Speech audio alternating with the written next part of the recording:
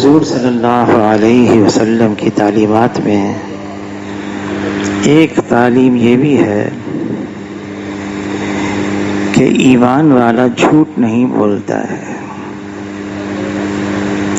حضور صلی اللہ علیہ وسلم نے ایسا معاشرہ قائم کیا تھا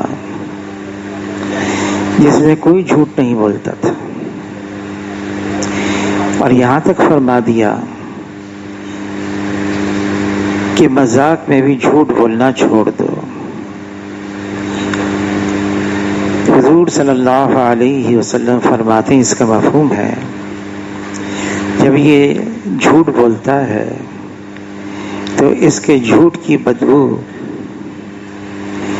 اتنی دور تک جاتی ہے کہ رحمت کا فرشتہ 1 میل دور تک چلا جاتا ہے۔ حضور صلی اللہ علیہ وسلم کا لقب نبوت سے ہی پہلے صادق تھا، امین تھا، یہ سچے ہیں اور امانت دار ہیں۔ سچائی یہ ایمان میں سے ہے، اور ایمان والا یہ جھوٹ بھی نہیں بولتا، یہ دھوکہ بھی نہیں دیتا۔ فرمایا جس کا مفہوم ہے جو دھوکہ دے وہ ہم میں سے نہیں ہے۔ بعض اوقات دل لگی کے لیے آدمی کچھ بول لیتا ہے، لیکن وہ ایسے الفاظ ہوتے ہیں جھوٹ نہیں ہوتے۔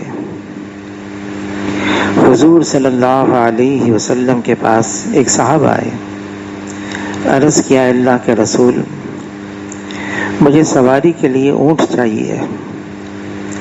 حضور صلی اللہ علیہ وسلم نے فرمایا میں تمہیں اونٹنی کا بچہ دوں گا۔ دل لگی کی تو اس نے یوں عرض کیا اللہ کے رسول مجھے سواری کے لیے چاہیے، اونٹنی کے بچے کو کیا کروں گا؟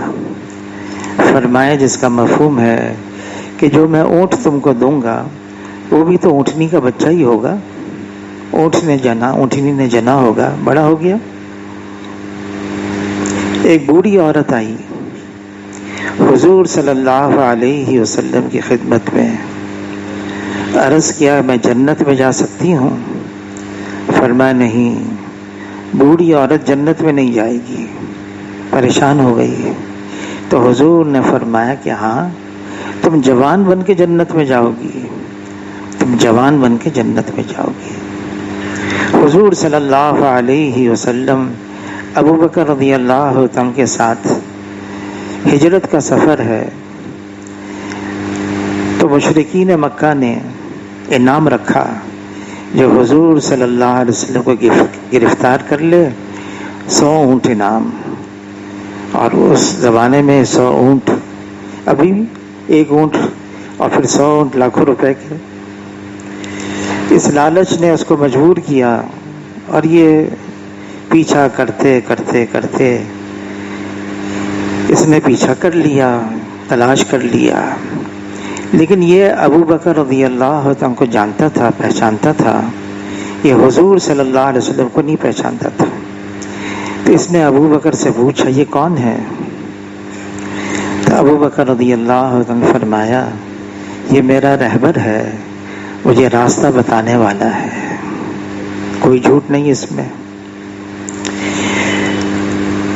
ابو قحافہ ابو بکر رضی اللہ عنہ کے والد تھے، نابینا تھے۔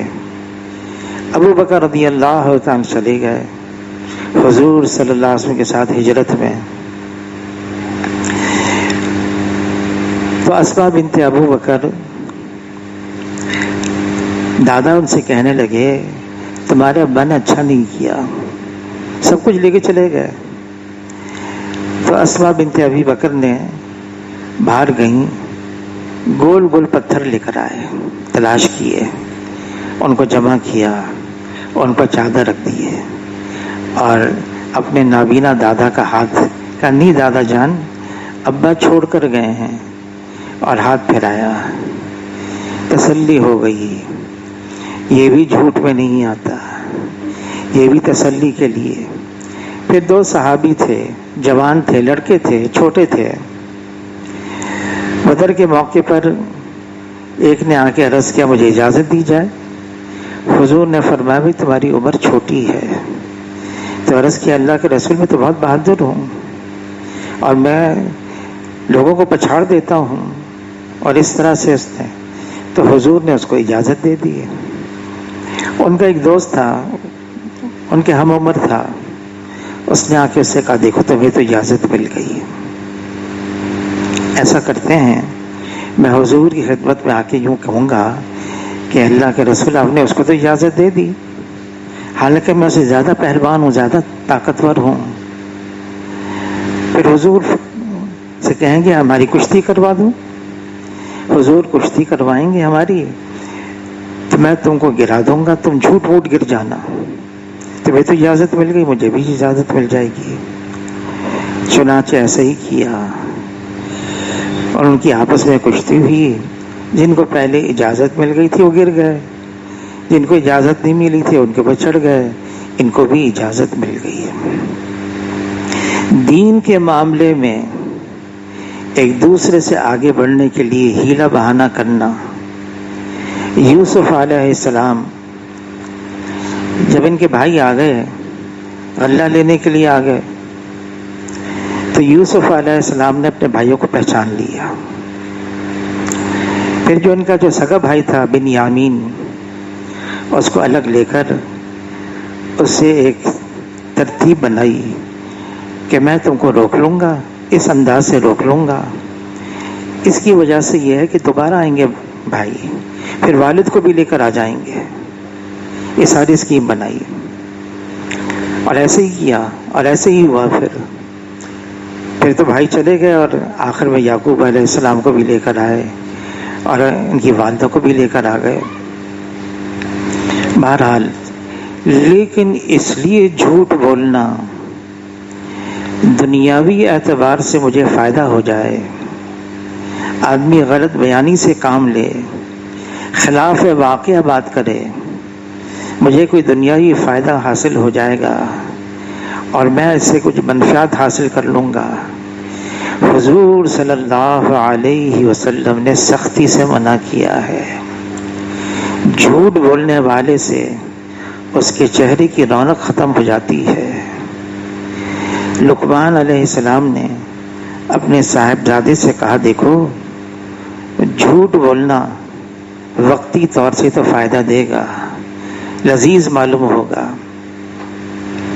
میں ایک ایسے صاحب کا حال جانتا ہوں کہ اندرون سندھ کے اندر میڈیکل کالج میں اس کا داخلہ تھا. اس نے چاہا کہ میں کراچی میں میرا تبادلہ ہو جائے. وہ دفتر کے آدمیوں سے جا کے ملا, ملاقات کی, تو اس نے کہا بھئی ایک صورت ہو سکتی ہے, تم یہ کہو کہ تمہارے والد کا انتقال ہو گیا. تو اس نے کہا میرے والد کا تو انتقال نہیں ہوا تھا. کہ تم یوں کہو. اس نے کہہ دیا میرے والد کا انتقال ہو گیا ہے. تو انہوں نے کہا اس کی قبر کی تختی لے کر آؤ. اس نے جھوٹ موٹ اس کی تختی بنا لی, تبادلہ ہو گیا. لیکن بعد میں جو خاندان والوں کو نقصان پہنچانا ہو, بہت نقصان ہوا. جھوٹ بولنے سے آگے چل کے جو نقصان ہوتا ہے ہم اندازہ نہیں لگاتے. ایک مدرسے کے اندر طالب علم ہوتے ہیں, شرارتی ہوتے ہیں. ایک استاد تھا مدرسے کا, اور اساتذہ بھی سیدھے سادے لوگ ہوتے ہیں. پہلے زمانے میں تو حضرت نانوتوی رحمۃ اللہ علیہ مسجد کے اندر تھے. انگریزوں کا دور تھا, انگریزوں نے آ کے آدمی بھیجے اس کو گرفتار کرنے کے لیے. تو دیکھا مسجد کے اندر ایک آدمی ہے, لنگی پہنا ہوا ہے, سادہ سا ایک کرتا ہے. انہوں نے حضرت نانوتوی رحمۃ اللہ علیہ کے پاس آگے کہا کہ ہم تو کہاں ہیں نانوتوی رحمۃ اللہ علیہ, قاسم نانوتوی, ہم تو ان کی تلاش میں ہیں, ہم کو گرفتار کرنا ہے. تو وہ بیٹھے تھے, کھڑے ہو گئے, اپنی جگہ سے ہٹ گئے اور کہنے لگے ابھی تو تھوڑی دیر پہلے یہاں تھے, وہ تھوڑی دیر پہلے یہاں تھے. خیر, تو مدرسے کے طالب علموں نے شرارت سوچی. استاد سیدھے سادے تھے, کہا استاد کو ہم ذرا ڈراتے ہیں. طالب علم کو تیار کیا کہ تم جنازہ بنا دیں گے تمہارا، اور استاد سے کہیں گے استاد جی سے تمہارا نماز جنازہ پڑھا دیں. جب وہ نماز جنازہ پڑھانے لگیں تو تم فوراً اٹھ کے بیٹھ جانا، ڈر جائیں گے، گھبرا جائیں گے. جنازہ تیار، استاد جی سے کہا حضرت آکے ان کا نماز جنازہ پڑھا دیں. دیکھا جنازہ بھی ہے، ساری چیزیں ہیں. تو مڑ کر کہا طالب علم سے نماز جنازہ پڑھا دوں؟ کہاں پڑھائیں حضرت، ہم تو اس لیے آپ کو لے کر آئے ہیں. پھر پوچھا نماز جنازہ پڑھا دوں؟ آپ پڑھائیں ان کا نماز جنازہ. اب سب صفت ہو گئیں، تیار ہو گئیں. اب وہ نماز جنازہ پڑھانے کے لیے انہوں نے اللہ اکبر کہا، یہاں تک کہ 4 تکبیرات پوری ہو گئیں. وہ طالب علم اٹھا نہیں، سلام پھیرتی وہ بھاگے آئے، کپڑا اٹھایا تو اس کا انتقال ہو گیا تھا. بعض اوقات اللہ تعالیٰ جو جھوٹ ووٹ ہوتا ہے اس کو بھی سچ کر کے دکھا دیتے ہیں. جھوٹ میں، مذاق میں بھی جھوٹ نہیں بولنا. ایک صاحب، ان کا یہی ہنر، مختلف جگہوں پر ان کا یہ فن تھا، لوگوں کو ہنساتے تھے. کوئی ان کو مدنی مسجد لے کر آ گیا.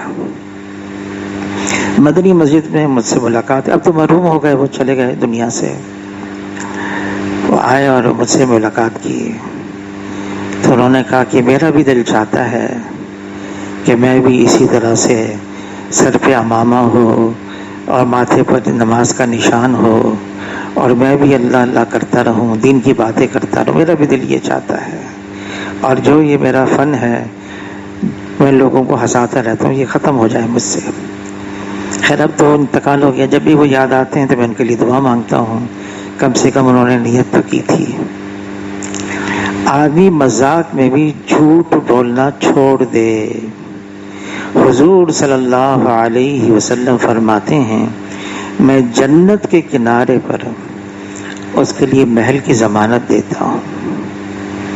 جو یہ کام چھوڑ دے، لوگ ہنسیں گے، لوگ کیا کہا لگائیں گے، کچھ مذاق ہی ہوگا، اس کو بھی حضور نے پسند نہیں فرمایا. جب مذاق میں جھوٹ بولنے سے منع کیا ہے تو سنجیدگی کے اندر واقعی سچ مچ آدمی جھوٹ بولے، اس سے حضور صلی اللہ علیہ وسلم نے کتنا منع نہ کیا ہوگا. ایمان والا کوئی آیا حضور کی خدمت میں، کیا مسلمان یہ گناہ کر سکتا ہے؟ کر سکتا ہے. یہ گناہ کر سکتا ہے؟ کر سکتا ہے. یہ گناہ کر سکتا ہے؟ کر سکتا ہے. گناہ گنوائے. پھر پوچھا ایمان والا جھوٹ بول سکتا ہے؟ فرمایا نہیں، ایمان والا جھوٹ نہیں بول سکتا. مسلمان جھوٹ نہیں بولے گا، کبھی بھی نہیں بولے گا. اور جھوٹ ایمان کی ضد ہے. ایمان والے سے اگر جھوٹ بول دیا تو اس کا ایمان میں بہت حد تک کمی آ جاتی، کمزوری آ جاتی ہے، ایمان کمزور ہو جاتا ہے. عمر رضی اللہ عنہ کے زمانے میں ایک سفیر آیا، مدینہ منورہ آیا اور تحقیق کرنے لگا، پوچھنے لگا کہ تمہارا جو مسلمانوں کا بادشاہ ہے، سربراہ ہے، اس کا محل کہاں ہے؟ تو جس سے پوچھا اس نے کہا محل. سفیر تم کہاں سے آئے ہو؟ کہا میں فلاں ملک سے آیا ہوں. کہا اگر تم عمر کے بارے میں پوچھ رہے ہو تو عمر رضی اللہ تعالیٰ اس وقت دوپہر کا وقت ہے، کیلولہ کرتے ہیں، کچھ آرام کرتے ہیں. یہ راستہ، یہاں راستے پہ جاؤ اور یہاں ایک جنگلی درخت ہے، اس کا سایہ ہے، اس کے نیچے آرام کرتے ہیں. تو یہ شخص حیران ہو گیا، یہ مجھ سے کیا کہہ رہا ہے؟ میں عمر رضی اللہ تعالیٰ جو مسلمانوں کا بادشاہ ہے، امیر ہے، میں اس کے بارے میں پوچھ رہا ہوں وہ کہاں ہیں، تو یہ کہہ رہا ہے درخت کے نیچے آرام کر رہے ہیں. پھر وہ سوچ میں پڑ گیا اور وہ یوں کہنے لگا مدینہ منورہ میں کوئی جھوٹ نہیں بولتا ہے، کوئی جھوٹ نہیں بولتا ہے مدینہ منورہ میں، مذاق میں بھی. جس کی بنیاد جھوٹ ہو دھوکہ ہو، فریب ہو، حضور صلی اللہ علیہ وسلم فرماتے ہیں الصدق ینجی والکذب یہلک، سچائی ہمیشہ نجات دیتا ہے، جھوٹ ہمیشہ ہلاک کرتا ہے۔ وقتی طور سے، موقع کے حساب سے کچھ نفع تو مل جائے گا، کچھ فائدہ تو مل جائے گا، لیکن آخری میں انجام کے اعتبار سے بہت نقصان ہوگا، بہت نقصان ہوگا۔ آخرت میں تو ہے، دنیا کے اندر کہ اللہ تعالیٰ کلام پاک میں فرماتے ہیں جھوٹوں پر اللہ کی لعنت ہے۔ یہ اللہ تعالیٰ کلام پاک میں فرماتے ہیں، اگر اللہ کی لعنت، خود اللہ فرما رہے ہیں جھوٹ بولنے والے پر اللہ کی لعنت ہے، جس پر اللہ کی لعنت آ گئی وہ کیسے پنپ سکتا ہے، وہ کیسے پھل اور پھول سکتا ہے؟ آدمی دنیا کے اندر بہت سارے کام کرتا ہے، معاذ اللہ اس وقت تجارت کے اندر اور بہت سارے کاموں کے اندر جھوٹ اتنا عام ہو گیا ہے کہ آدمیوں کی زبان پر یہ آ گیا ہے، جھوٹ کے بغیر اب کام نہیں چلتا، حالانکہ یہ بالکل غلط ہے۔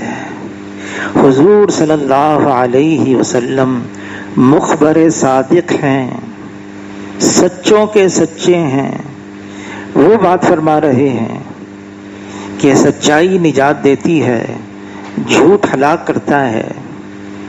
جب اللہ کے رسول یہ فرما رہے ہیں، پھر دنیاوی اعتبار سے آدمی کام کرے اور اس کی بنیاد جھوٹ بنائے، ہمیشہ نقصان اٹھائے گا۔ شاہ فیصل کا انتقال ہو گیا ہے، گولی مار دی، شہید ہو گئے۔ ایک ہی جہاز کے اندر بھٹو صاحب بھی جا رہے تھے، مفتی محمود صاحب بھی جا رہے تھے، تعزیت کے لیے جا رہے تھے، سعودی عرب جا رہے تھے پاکستان سے۔ تو بالکل اگلی سیٹ پر جہاز کی بھٹو صاحب مشغول تھے کتاب پڑھنے میں، مفتی محمود صاحب سے رہا نہیں گیا، اپنی سیٹ چھوڑ کر ان کی سیٹ کے برابر میں آ گئے۔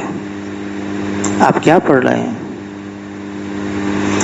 تو کتاب سے آنکھ ہٹا کے انہوں نے ان کی طرف دیکھا اور یوں فرمانے لگے میں ہٹلر کے واقعات پڑھ رہا ہوں، ہٹلر کے۔ اس پر مفتی محمود صاحب نے فرمایا اس کا انجام بھی پڑھ لینا، اتنا جملہ فرمایا، اس کا انجام بھی پڑھ لینا۔ واپس اپنی جگہ پر آ گئے۔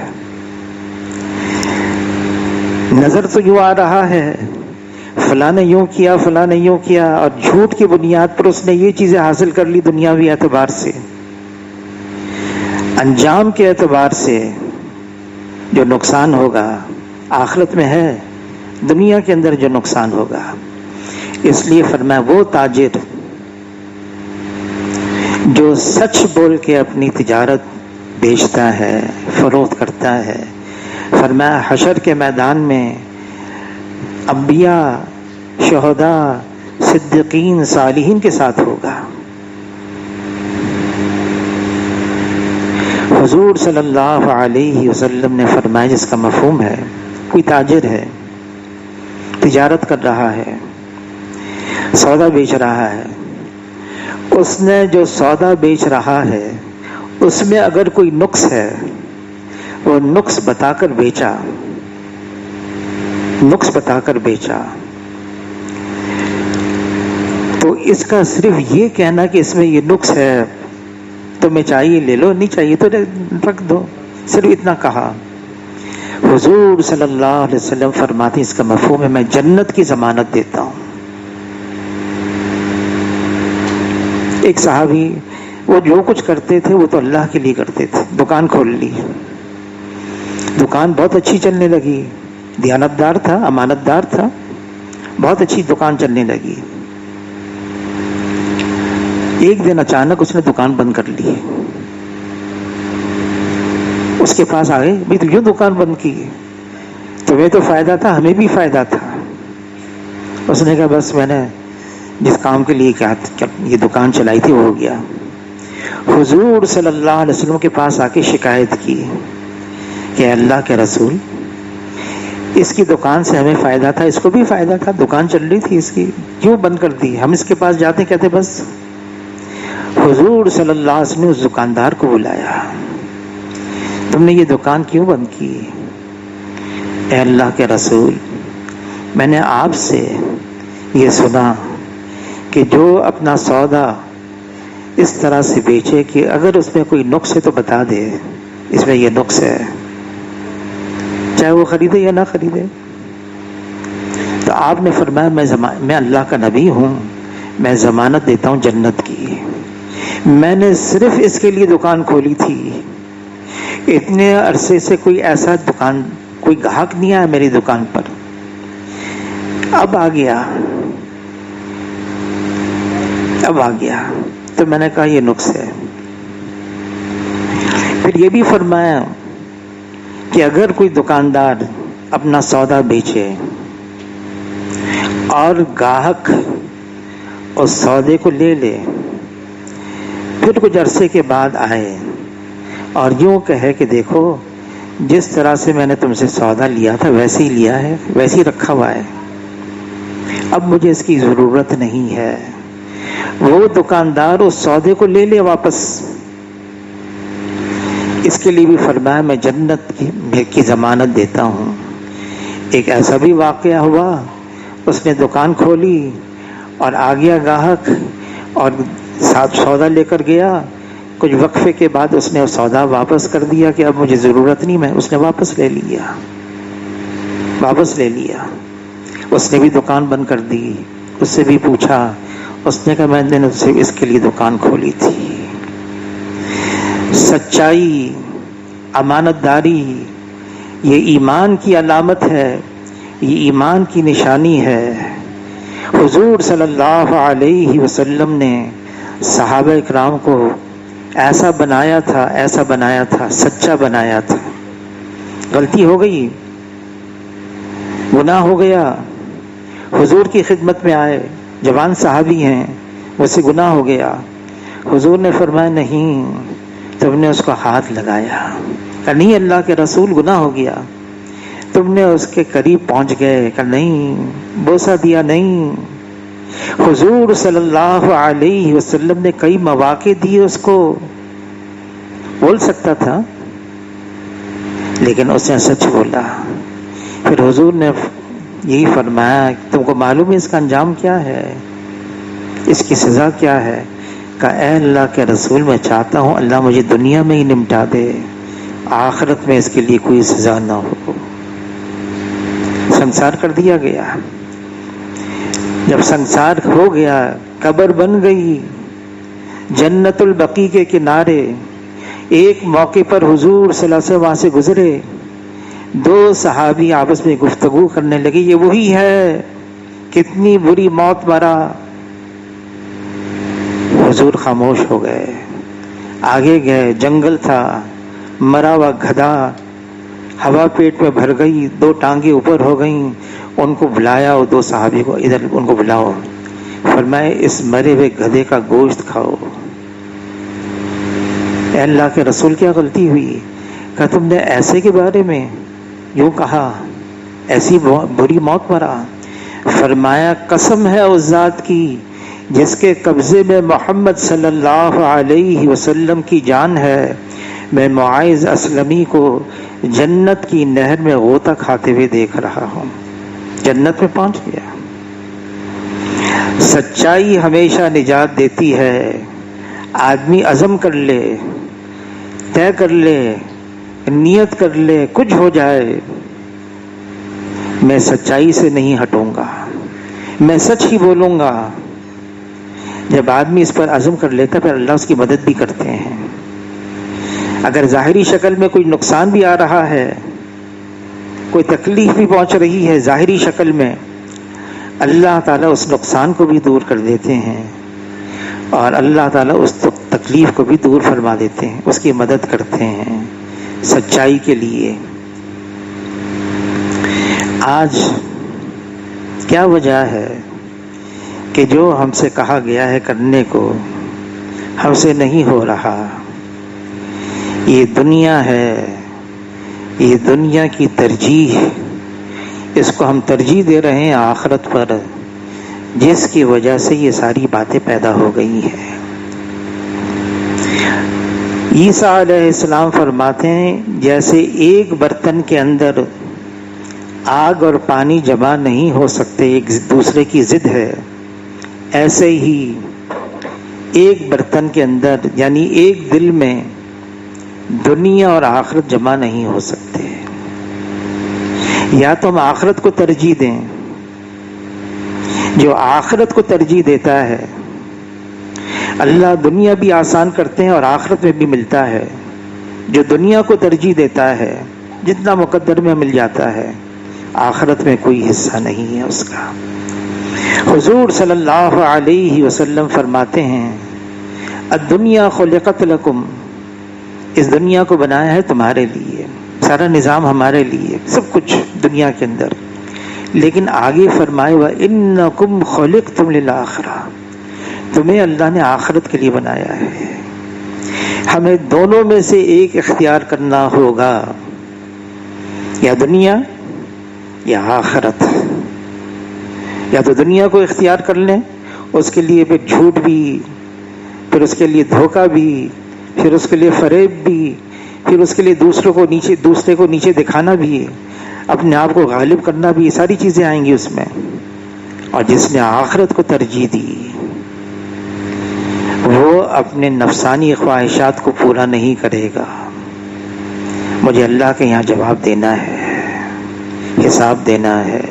من خاف مقام ربہ ونہى النفس عن الہوى، جس کو اس کا خوف ہوگا مجھے اللہ کی یہاں حاضری دینی، جواب دینا ہے، وہی ہے جو اپنے نفس کو قابو کرے گا، نفسانی تقاضوں کو.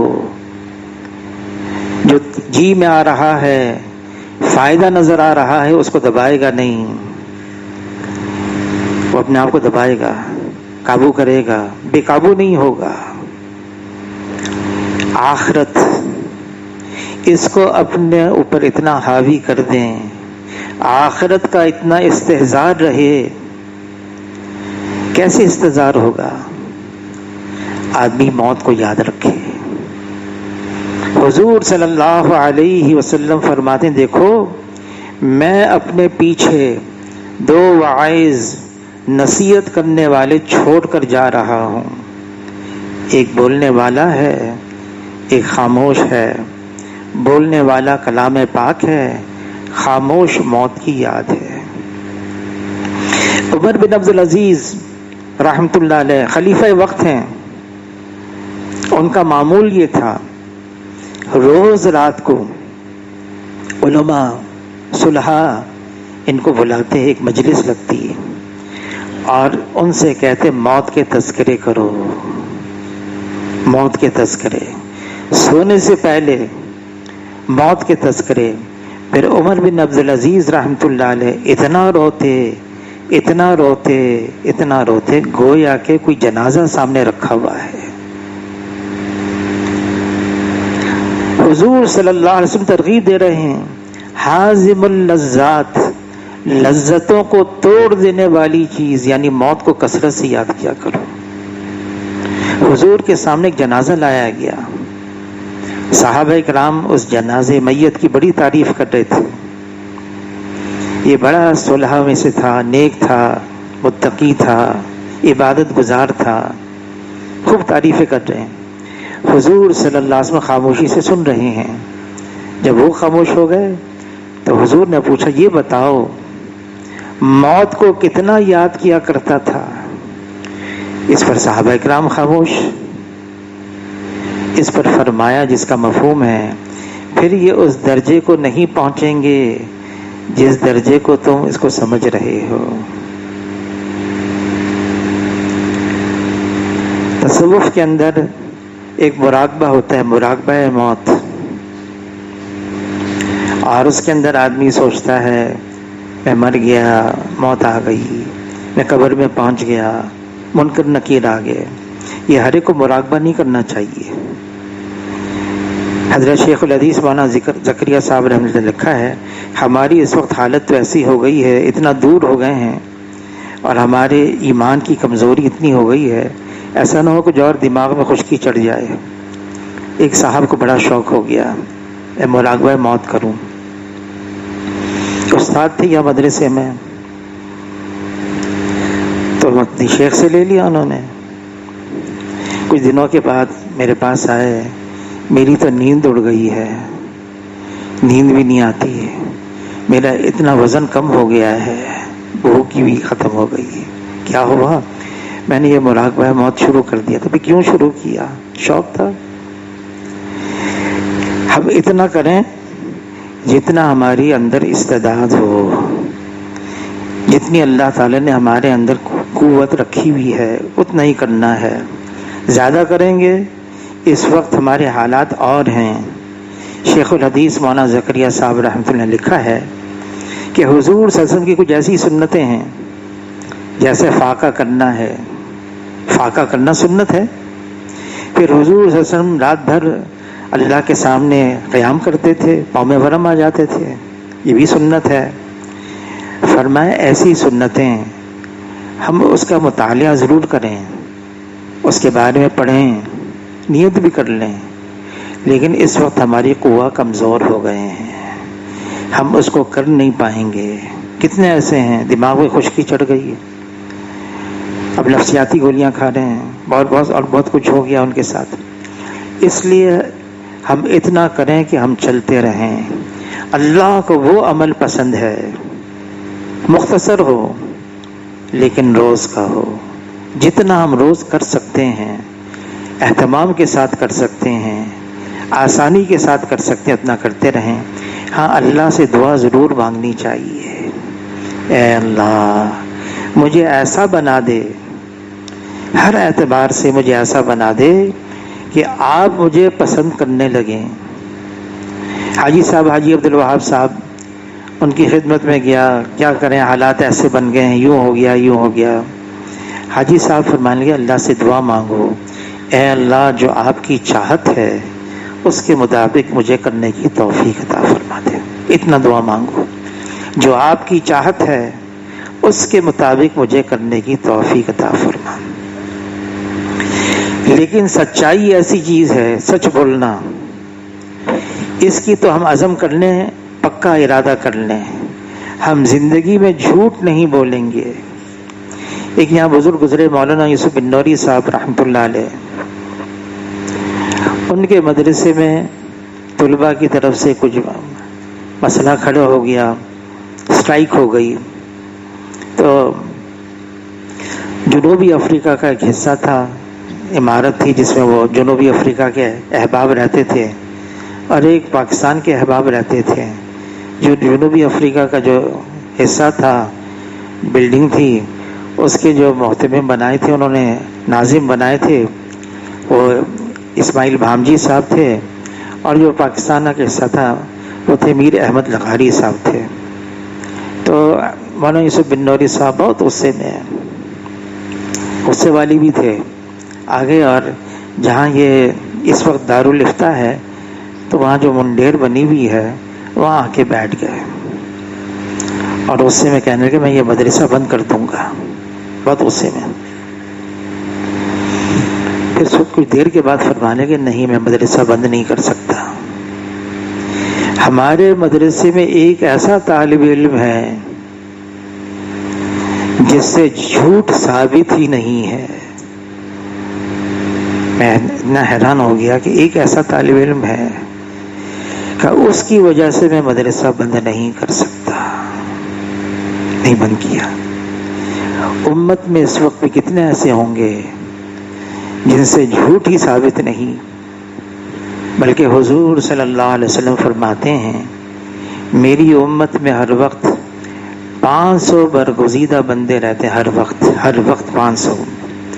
کوئی ان میں سے ایک انتقال کر جاتا ہے، فوراً دوسرا اس کی جگہ لے لیتا ہے، فوراً دوسرا اس کی جگہ لے لیتا ہے۔ سچ ہی سچ ان سے ثابت ہے۔ وقتی طور سے ہم نے جھوٹ بول کے اپنے کو چھڑا دیا، گھر جھوٹ بول کے چھڑا دیا. ہم ہسپتال میں کام کرتے تھے، صبح صبح ہماری حاضری ہوتی تھی، ہم رجسٹرارز تھے، RMOs تھے. ایک صاحب تاخیر سے آئے. کیوں تاخیر سے آئے؟ پوچھا اس نے کہا بات یہ ہے کہ وہ پتھراؤ ہو رہا تھا تو میری گاڑی میں نے اس لیے راستہ بدل دیا. وہ اس سے بعد میں پوچھا کہاں پتھراؤ ہو رہا تھا؟ کہتے وہ ایسے ہی تھا اپنے آپ کو بچانے کے لیے. اللہ کی شان، کچھ عرصے کے بعد واقعی ان کی گاڑی خراب ہو گئی، ان پر پتھراؤ ہو گیا. وقتی طور سے ہم بچ سکتے ہیں، لیکن یہ نظام اللہ چلا رہے ہیں، اور اللہ کے علاوہ کوئی ہستی نہیں جو اللہ کے حکم کے بغیر یہاں کچھ کر سکے. جیسے مدینہ منورہ کے اندر معاشرہ بن گیا تھا، ہر ایک جانتا تھا کہ یہاں کوئی جھوٹ نہیں بولے گا، چاہے کیا ہو جائے، کیسا ہو جائے. یہ تو مدینہ منورہ میں، ہندوستان کے اندر ہم نے سنا کہ لوگ مسجد کے باہر ہندو لوگ کھڑے ہو جاتے اور کہتے کہ بھائی یہاں فلاں حج کر کے آئے ہیں، ہم اس سے اپنے بچوں کو دم کروانے کے لیے جائیں. کیوں کہ وہ حج کر کے آئیں گے، اب حج کے بعد کوئی جھوٹ بولتا ہی نہیں ہے. ایسا وہاں پر تاثر بنا ہوا تھا، اب حج کر کے آئے اب کوئی جھوٹ بولے گا ہی نہیں.